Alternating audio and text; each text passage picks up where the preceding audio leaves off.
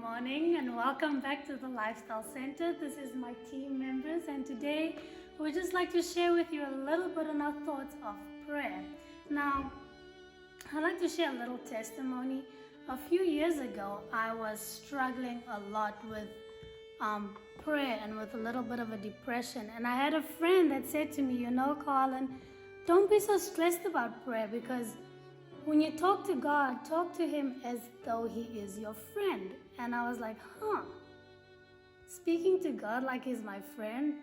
Well, have you had a friend that you can share all the things that are in your heart with, like your best friend? When you have that best friend and you can just tell them anything and they're there for your support.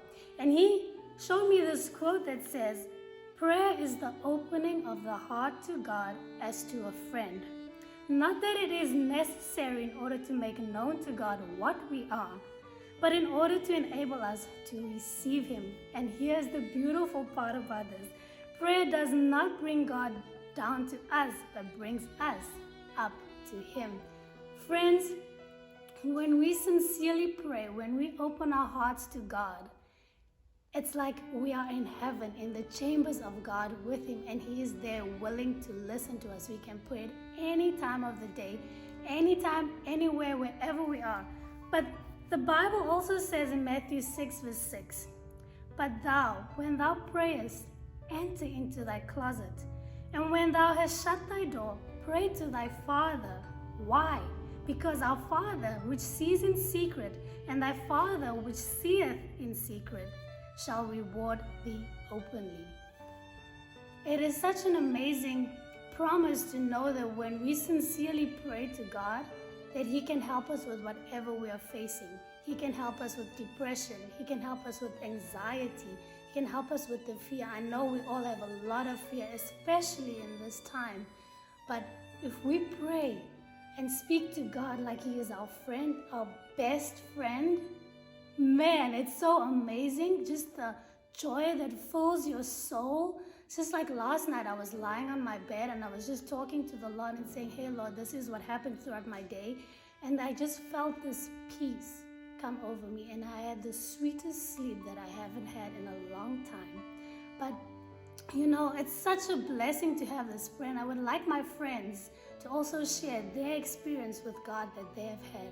So I would like to ask Debbie to share a little bit of her experience with God. Prayer is something so personal, like Carlin was saying. When you have a friend and you communicate with that friend, it's something that can nourish you so much if it's a good, uplifting friendship. And growing up in a Christian home, prayer is part of life, but prayer doesn't just happen like you say, you repeat a memory sentence or you're just saying the same words all the time. It's not just repetition, it's an experience. And I remember when I was 12 years old, I came to an experience in my life where I felt God was not listening to me.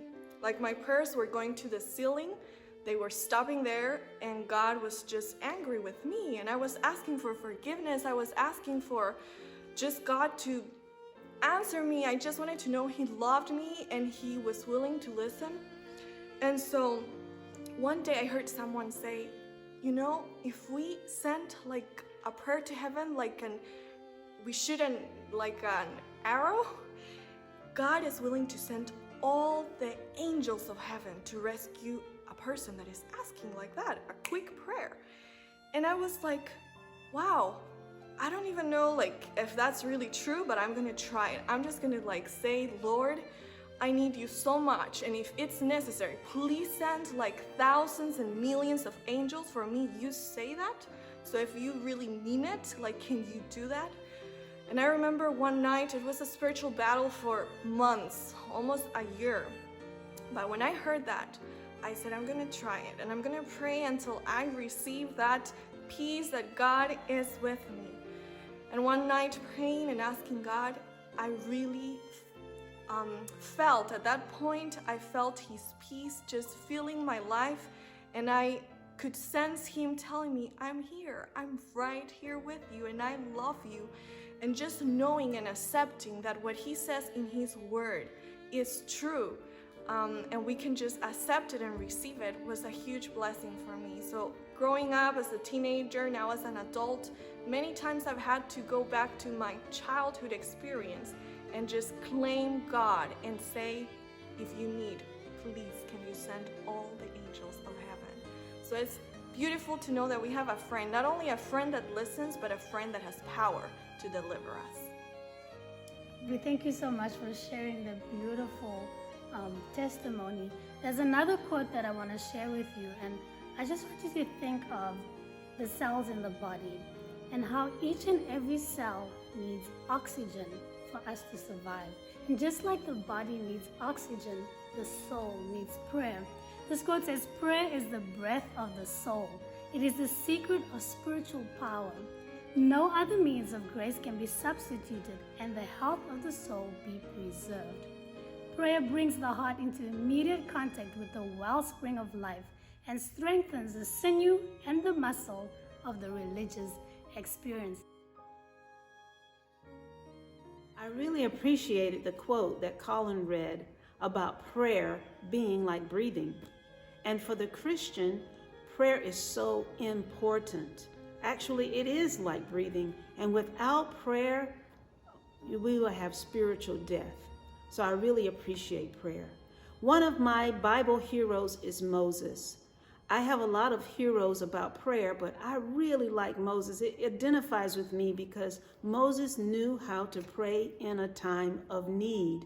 What I like about Moses is that he asked God what to say. He asked God what to do. When there was trouble with the Hebrews, he would ask God how to handle it. And I really, really resonate with that. That is what I do. I ask God what to do when I need help.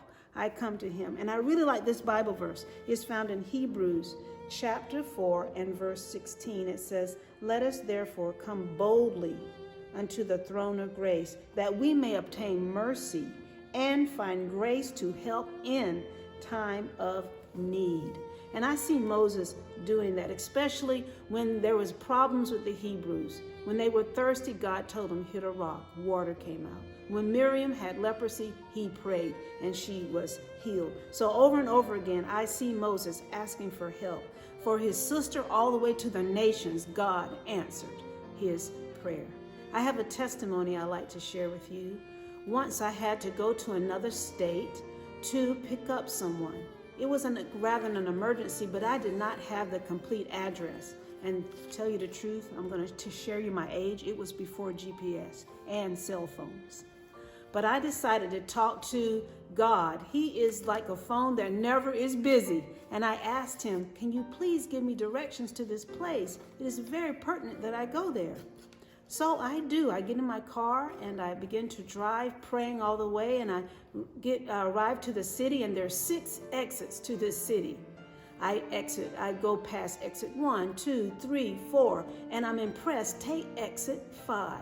And I do that. I take exit 5, praying all the way. But when I get to the end of the exit, you can only go left or right or into a convenience store. And so I decided to go into the convenience store, and I parked in such a way that there was a lady at a phone booth, and she read my tags from North Carolina. That's where I used to live.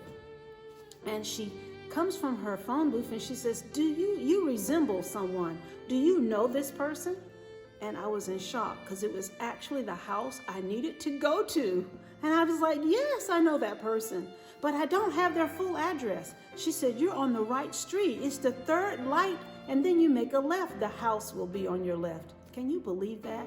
That was an answer to prayer. And so that's why I know through all the experiences through my life that God answers prayer in a time of need. Like Debbie said, he will send all the angels of heaven to be with us and to assure us.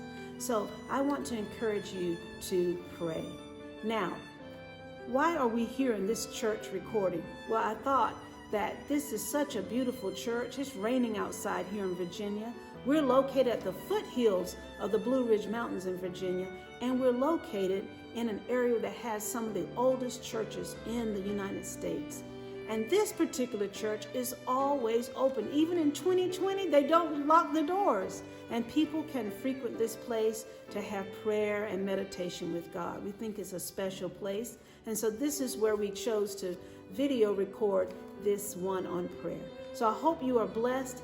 And I want to invite you to Hartland Lifestyle Center. Why? It's a place to relax. It's a beautiful place for restoration and to help you with chronic diseases.